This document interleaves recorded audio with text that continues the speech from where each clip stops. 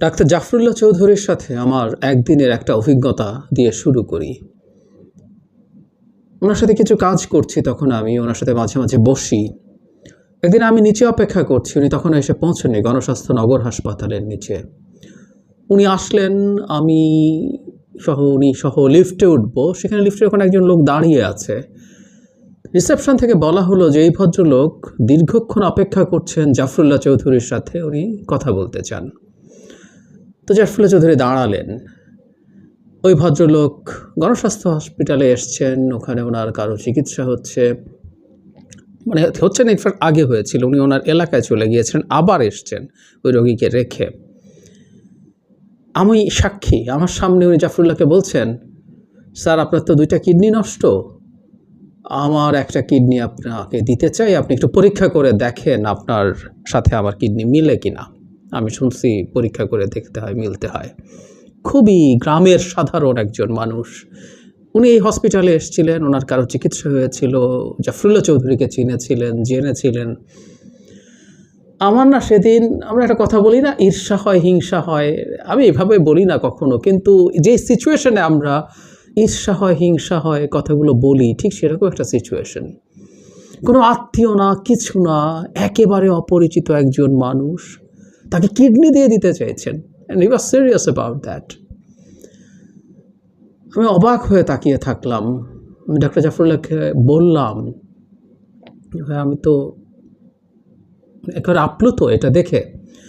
তখন উনি জানালেন এটা ওনার জীবনের প্রথম ঘটনা না, ওনাকে কিডনি দিতে চেয়েছে এমন ঘটনা আরও আছে। জাফরুল্লাহ চৌধুরীকে আমি চিনি 16-17 সালের দিক থেকে। তখন থেকে ওনার কিডনিতে সমস্যা। উনি ডায়ালাইসিস করে করে করে করে ওনার দিন কাটান, চলেন। মানে একটা মানুষ দিনে, মানে সপ্তাহে 2বার ডায়ালাইসিস নেন। এই তথ্য আমরা যারা জানি, তারা এরপর তার দৌড়ঝাঁপ যতটুকু আমরা খেয়াল করি, এই ঘটনাগুলো তো আমাদের এই সময় থেকে এখন পর্যন্ত পুরোপুরি ওনার সাথে কানেক্টেড যেহেতু ছিলাম, খুব কাছ থেকে যেহেতু দেখেছি, জানি এই মানুষটা আসলে কী করে বেড়ান, কী করে বেড়ান। মানে জাফরুল্লাহ কী কী করেছেন, ওনার কী কী কৃতিত্ব আছে। উনি ওষুধ নীতি করেছেন, উনি স্বাধীনতা যুদ্ধের সময় আমাদের ওনার পাসপোর্ট পুড়িয়ে ফেলে স্টেটলেস নাগরিক হয়ে গেছেন, মানে পাকিস্তানের পাসপোর্ট পুড়িয়ে ফেলেছেন। তারপরে ব্রিটেন থেকে একটা কাগজ লিখিয়ে চলে এসছেন FRCS পরীক্ষার সামনে। অনেক কিছু আমরা বলতে পারি। আমি আসলে এই কথাগুলো নিয়ে খুব বেশি কিছু বলতে চাই না। আমরা যারা জাফরুল্লাহ চৌধুরী কী করেছেন সেটা সম্পর্কে বিস্তারিত জানি না, তারা একটু খোঁজ করে জেনে নেওয়া দরকার আছে। উনি কিভাবে একটা স্বাস্থ্য বিষয়ক NGO তৈরি করে কিভাবে মানুষের কাছে খুব সস্তায় চিকিৎসা সেবা পৌঁছে দেওয়ার স্বপ্ন দেখেছিলেন, সেই স্বপ্ন বাস্তবায়নে কাজ করেছিলেন, একটু জেনে নেওয়া দরকার আছে। উনি কতটুকু সাফল্য পেয়েছেন, কতটুকু সফল হয়েছেন, সেটা ভিন্ন আলোচনা, ভিন্ন তর্ক, বা ওনার এই দেখার দৃষ্টিভঙ্গিটাও কতটুকু সঠিক, সেটা নিয়েও ডিবেট হতে পারে। কিন্তু কি কি করেছেন, ওরা কী করতে চেয়েছেন, সে জায়গাগুলো একটু দেখা আমাদের জন্য দরকার আছে। আমরা ঘটনাচক্রে এই মানুষটার সময়ে বেঁচেছিলাম। ওনার সাথে আমার খুব ঝগড়াঝাটি হতো। মানে আমি তো ওনার সাথে তো ঝগড়া করা যায় না, বকাঝকা করতেন আমাকে প্রচুর। যেমন এই যে স্বাস্থ্য নিয়ে বললো, আমি বরং আমার কিছু পার্সোনাল কথা বলি, তাতে ওনাকে একটু চেনা যাবে, ওনাকে একটু বোঝা যাবে। এবং জাফরুল্লাহ চৌধুরীর কাছ থেকে সবচেয়ে বেশি কোন জিনিসটা আমি শিখেছি সেই জিনিসটাও বলবো, সেটা সম্ভবত সবার কাজে লাগতে পারে। এই যে স্বাস্থ্য ব্যবস্থার কথা বলছি, আমি ব্যক্তিগতভাবে মনে করি পুরো স্বাস্থ্য ব্যবস্থার দায়িত্ব স্টেটের নেওয়া উচিত। আমি একটা ওয়েলফেয়ার স্টেট বা কল্যাণ রাষ্ট্রে বিশ্বাস করি, যেই রাষ্ট্রে কতগুলো অত্যাবশ্যকীয় সেবা, স্বাস্থ্য, শিক্ষা, সামাজিক নিরাপত্তা পুরোপুরি স্টেটের হাতে থাকবে, ওখানে কোনো বেসরকারি অপারেটরই থাকবে না। ইউরোপের স্টেটগুলোতে, ওয়েলফেয়ার স্টেটগুলোতে এরকম আছে। উনি পছন্দ করতেন না, প্রচণ্ড, মানে এটা নিয়ে তর্ক করতে গেলেই প্রচুর বকাঝোকা খেয়েছি। একটু রেগে যেতেন, একটু ইনটলারেন্ট ছিলেন, একগুঁয়ে ছিলেন, গোয়ার ছিলেন। কিন্তু একগুঁয়ে গোয়ার হওয়ার কারণেই না উনি অনেক কিছু করতে পেরেছেন, আমার এটাও এখন মনে হয়। ওনার সাথে কাজ করতে গেলে মাঝে মাঝে এই প্রচণ্ড একগুয়েমি দেখে মাঝে মাঝে কেমন কেমন লাগবে, কিন্তু আমরা না আবার অনেক বুঝি ফেলি, আবার অনেক কনভিন্সড হয়ে যেতে আমাদেরকে দিয়ে আসলে তেমন কিছু হয় না, হয় নাই। জাফরুল্লাহকে দিয়ে হয়েছে, জাফরুল্লাহকে দিয়ে হয়। করোনার কথা মনে পড়লো। করোনা যখন প্রথম ধরা পড়ে আমি নিজে ভয় পেয়েছি।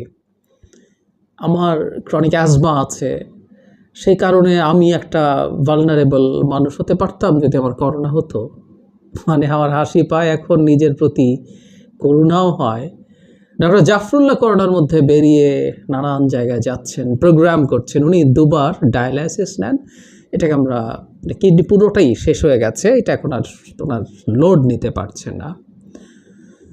উনি বেরিয়ে গেলেন। উনি ওদের মানে করোনায় যারা ক্ষতিগ্রস্ত আছে তাদের জন্য নানা রকম ত্রাণের ব্যবস্থা করলেন।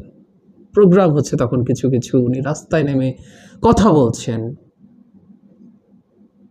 ওনার করোনা হয়ে গেল, এরপর করোনা যখন হয়ে গেল তখন আমার মনে হচ্ছে এই মানুষটা মনে হয় আর বাঁচবেন না। সবচেয়ে যে মানুষগুলো করোনায় মৃত্যু ঝুঁকিতে থাকে তারা হচ্ছে শরীরের খুব ভাইটাল কোনো অর্গান যাদের ক্ষতিগ্রস্ত থাকে, হার্ট, কিডনি, লাং। আমরা যারা বেসিকটুকু জানি, একটা কিডনি নষ্ট হওয়া মানে এটা শরীরের নানা জায়গায় সব ভয়ঙ্কর প্রভাব পড়া, না সেটা হয়েছে। কিন্তু মানুষটা বেঁচে গেলেন, বেঁচে শুধু গেলেন না, এরপর উনি একেবারে অকর্মণ্য বা একেবারে বেডে পড়ে গেছেন তা না। মানে একটা মানুষ তার মনের সাহস দিয়ে কি করতে পারে তার একটা অসাধারণ প্রদর্শনী হতে পারে জাফরুল্লাহ যা যা করেছেন। এরপরও ক্রমাগত চলেছেন, মানে হুইল চেয়ারের শেষের দিকে আমরা যারা তাকে একটু ফলো করেছি দেখেছি, ছবি এসছে, ভিডিও আছে, উনি হুইল চেয়ারে করে আসতেন। উনি বলতেন আমাকে যদি 2জন মানুষ ধরে তোলার মতো তোমাদের থাকে আমি তোমাদের অনুষ্ঠানে যাব। রাস্তায় খুব ছোট সংগঠন যাদেরকে কেউ চেনে না ডেকেছে, উনি গেছেন। মানে আমার কাছে না সত্যিই অবাক লাগে, একটা মানুষের মধ্যে কি আছে, একটা মানুষের মধ্যে কোত্থেকে এরকম একটা একগুঁয়েমি, এই পাগলামি, একটা পাগল না হলে এসব কেউ করে। But it did. ওনার প্রচুর বন্ধু বান্ধব আমেরিকাতে আছে। ওনাকে জিজ্ঞেস করলাম যে তখন বাংলাদেশে তো কিডনি ট্রান্সপ্লান্ট নিয়ে সমস্যা আছে, আমরা জানি যে একেবারে নিকট আত্মীয় ছাড়া দেওয়া যায় না। এই আইনের জন্য উনি নিজে প্রচণ্ড চাপ তৈরি করছেন যে না, এই আইন পাল্টাতে হবে, অন্যদেরও ডোনেট করার ব্যবস্থা থাকতে হবে। এবং উনি বললেন যে আমরা জানি, আমরা খোঁজ মেরে দেখবো যে বিশ্বে জাফরুল্লাহ চৌধুরী কতটা পরিচিত মানুষ। ওনার কাছে বিভিন্ন দেশ থেকে, আমি ডিটেল আর বলছি না, উনি আমাকে স্পেসিফিকলি বলছেন এখান থেকে অফার এসছে, তুমি আসো, তোমার কিডনিটা আমরা ট্রান্সপ্লান্ট করে দেই। তো আমি বলছি আপনি যাচ্ছেন না কেন? উনি আমাকে বলেন আমি দেশে ছাড়া কোথাও এই কাজ করব না। তো দেশে তো আইন এটা পারমিট করছে না এখন, জন্য না করলে নাই, যেদিন করবে সেদিন হবে। এই প্রসঙ্গে একটু জানিয়ে রাখি, এবার যে উনি চরমভাবে অসুস্থ হয়ে পড়লেন তার আগে উনি স্পষ্ট, আমরা ওসিয়তনামা বলি না, যে মৃত্যুর আগে বা মৃত্যু পথযাত্রীকেও নানা রকম ইচ্ছের কথা জানান। উনি ওনার ইচ্ছের কথা জানিয়েছেন দুটো। কোনোভাবেই ওনাকে বিদেশে নেওয়া যাবে না চিকিৎসার জন্য, অ্যান্ড নাম্বার 2, ওনার হাসপাতালের বাইরে অন্য কোনো হাসপাতালে চিকিৎসা দেওয়া যাবে না। বিশ্বাস হয় আমাদের এই দেশে বসে? একজন প্রেসিডেন্ট তার লাটবহর নিয়ে 55 জন সদস্য নিয়ে শুধুমাত্র হেলথ চেক আপ করতে যায় এই দেশের মানুষ, এই দেশের রাষ্ট্রপতি।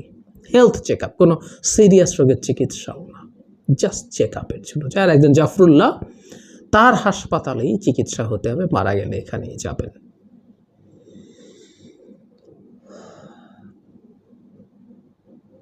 কিভাবে একজন মানুষ এমন হতে পারে আমি জানি না। মৃত্যুর মুখোমুখি দাঁড়িয়ে, এক সময় বলেছি, বিশ্বাস থেকেই বলেছি, কিন্তু যখন মৃত্যুর মুখোমুখি দাঁড়াই বেঁচে থাকার একটা আকুতি কি থাকে না কোথাও? যেখানে গেলে আমি বেটার হতেন, ডাক্তার উনি জানেন যে কিছুটা বেটার কিছু যদি হতে পারে তো একটু গিভ আ ট্রাই, কিন্তু উনি তা করেন নাই, এবারও করেননি, এবং সেই আস্থার জায়গা রেখে মারা গেলেন। আফসোসের ব্যাপার হচ্ছে, জানি না এই স্বৈরাচার সরকারের পতন কবে হবে? এই স্বৈরাচারের পতনের জন্য কোথাও কোনো একটা কথা, কোনো একটা আলোচনা, কোনো একটা রাস্তার বৈঠক, কোনো একটা রাস্তার ছোট্ট সমাবেশ, কোনো একটা মিছিল, যেখানেই আছে সেখানে জাফরুল্লাহ গেছেন। হ্যাঁ, সব কিছুর পরও আমরা কেউ কেউ তিনি পলিটিক্যালি কারেক্ট ছিলেন কি না সেই আলাপ করতে পারি। আমাদের মনে আসতে পারে উনি রেহানাকে তত্ত্বাবধায়ক সরকারের প্রধান হতে বলেছেন, উনি প্রধানমন্ত্রীর এই যে কয়েকদিন আগে প্রেসিডেন্টের দাওয়াতে গেছেন। আমাদের কারো কারো কাছে পলিটিক্যালি ইনকারেক্ট মনে হতে পারে, কিন্তু এটাই না জাফরুল্লাহ, এটাই জাফরুল্লাহ। উনি রাজনীতি করতে আসেন নাই, সুতরাং ওনার পলিটিক্যালি কারেক্ট হওয়ার কোনো দায়ভার বা দরকার ছিল না। উনি যা বিশ্বাস করেছেন, যা বলেছেন তাই বলেছেন, ইনফ্যাক্ট যা বিশ্বাস করেছেন তাই বলেছেন, সেভাবেই চলেছেন। উনি তো রাজনীতি করেন না। পাবলিক ইন্টেলেকচুয়াল বলে যদি আমরা কিছু মনে করি, এই যে আমরা বুদ্ধিজীবী বলি, এটা ফালতু কথা। ওয়েস্টে যে টার্মটা আসলে আছে, পাবলিক ইন্টেলেকচুয়াল, যারা জনগণের স্বার্থের পক্ষে যেসব ইন্টেলেকচুয়াল অবস্থান নেন। জাফরুল্লাহ চৌধুরী ভুল হতে পারেন তার সিদ্ধান্তের ক্ষেত্রে, ভুল হতে পারেন তার কোনো অবস্থান নেওয়ার ক্ষেত্রে, কিন্তু উনি পাবলিক ইন্টেলেকচুয়াল বলতে যা বোঝায় মোটামুটি উনি সেটাই হয়েছিলেন। খুব তাই মনে হয়। অনেক কীর্তি আছে তার। আমি মন থেকে আশা করি আপনারা জাস্ট একটা সার্চ করলেই পেয়ে যাবেন। একটু জাফরুল্লাহ চৌধুরীকে পড়ি, একটু জাফরুল্লাহ চৌধুরী সম্পর্কে জানি, এটা আমাদের জন্য তার প্রতি কিছুটা হলেও সুবিচার করা হয়। সেই সুবিচারটুকু আমরা যাতে আমাদের জায়গা থেকে করি। কিন্তু ওই যে বললাম, শেখার কি আছে? সমাজে কতগুলো পাগল দরকার থাকে। জাফরুল্লাহ চৌধুরী পাগল ছিলেন। যদি আমরা সুস্থ হই তাহলে উনি পাগল, উনি সুস্থ মানুষ নন। আর উনি যদি সুস্থ হন তাহলে আমরা আসলে কিছুই না, সত্যি কিছু না। এত হিসেব করে, এত করে, এত কায়দা করে আমরা নানাভাবে বাঁচতে চাই, নানাভাবে টিকে থাকতে চাই। জাফরুল্লাহ চৌধুরীগুলো ধারেননি, একেবারেই ধারেননি। একটার পর একটা ঝুঁকি। আমরা কেউ বলি যে কম বয়সে একটা মানুষের এক ধরনের ঝুঁকি নেওয়ার প্রবণতা থাকে, অনেকেই নিতে পারে, নিতে চায়। সেই মানুষগুলো বয়সের সাথে সাথে আস্তে আস্তে আপোষ করতে শুরু করে। উনি করেননি, একেবারেই করেননি। মনে যা এসছে তা বলে দিয়েছেন। সাবেক সেনাপ্রধানের বিরুদ্ধে একবার কি গ্রেনেড নিয়ে আলাপ করে তার অধীন থেকে গ্রেনেড বেরিয়ে গেছেন, আর মনে হয়েছে বলে দিয়েছেন। অসম্ভব। সবচেয়ে বড় কথা, নিজের মৃত্যুর মুখোমুখি দাঁড়িয়ে, মৃত্যু হবে, উনি ডাক্তার, উনি জানেন কতদিন আপনি ডায়ালাইসিস করে টিকে থাকতে পারবেন। ওই বয়সে ওনার কিডনি ফেলিয়ারও হয়েছে, ওনার যথেষ্ট বয়স তখন। ওই বয়সের পর কতদিন যাবে এটা উনি খুব ভালোভাবে জানেন। এর মধ্য থেকেও দৌড়ঝাঁপ করে দাপিয়ে বেরিয়েছেন। ডায়ালাইসিস, ওনার সাথে আমি কয়েকবার উনি ডায়ালাইসিস স্টেশনে ওনার পাশে বসে কাজ করছি, লিখছি, আলাপ করছি, কথা বলছি, নোট নিচ্ছি। ওর মধ্যে বকা দিচ্ছেন, ওর মধ্যে আবার অসাধারণ স্নেহ করতেন যাদেরকে তার কাছে গেছেন। একটা অসাধারণ ওয়ার্ম হার্ট ছিল, আমাকে স্নেহ করতেন, টের পেতাম। ওনার সাথে অনেক গল্প হয়েছে, স্বাধীনতার ইতিহাস নিয়ে ওনার অনেক কিছু বলার আছে। আমি ওনার একটা সাক্ষাৎকারও নিয়েছিলাম স্বাধীনতার ইতিহাস নিয়ে, কিছু না বলা কথা নিয়ে। উনি কোনো ধারেন না কাউকে, উনি যা মনে করেন বলেন। এমএজি ওসমানী সহ উনি একটা হেলিকপ্টারে ছিল, সেই হেলিকপ্টারে ভারতীয় ফাইটার থেকে গুলি করা, সেটা ভূপাতিত করে ফেলার চেষ্টা হয়েছিল। ওনারা বেঁচে গেছেন। অকপটে বলে বেড়ান এই দেশে, অনেকে একটু শব্দ করতে সাহস করে না, কিন্তু উনি করেছেন। আমি এই ভিডিওর হেডলাইন যেটা লিখেছি, আমি খুব গর্ব করে বলতে চাই, আমি খুব গর্ব করি, সত্যিই গর্ব করি। ডক্টর জাফরুল্লাহ আমাকে চিনতেন, ডক্টর জাফরুল্লাহ আমাকে স্নেহ করতেন। আরেকটা জিনিস, যে প্রতিষ্ঠান থেকে ডাক্তার জাফরুল্লাহ পাশ করে ডাক্তার হয়েছেন, ঘটনাচক্রে আমিও সেই প্রতিষ্ঠান ঢাকা মেডিকেল কলেজ থেকে পাশ করে ডাক্তার হয়েছি। গর্বের জায়গা। কিন্তু সর্বোচ্চ কথা যেটা, উনি আমাকে চিনতেন, উনি আমাকে স্নেহ করতেন। যত বকাঝকা করুক, স্নেহ করতেন। এই কথা আমি মৃত্যুর আগ পর্যন্ত বলে যাব। এটা আমার একটা গর্বের জায়গা।